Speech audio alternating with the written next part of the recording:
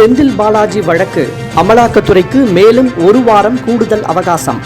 வழக்கில் இருந்து விடுவிக்க மறுத்த கீழ் நீதிமன்ற உத்தரவை எதிர்த்து செந்தில் பாலாஜி தொடர்ந்த வழக்கில் உயர்நீதிமன்றம் உத்தரவு.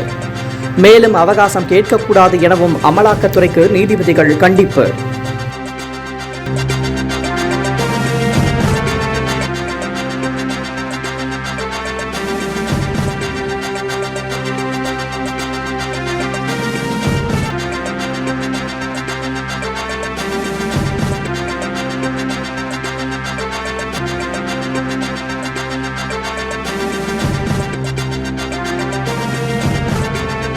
செந்தில் பாலாஜி வழக்கு அமலாக்கத்துறைக்கு மேலும் ஒரு வாரம் கூடுதல் அவகாசம்.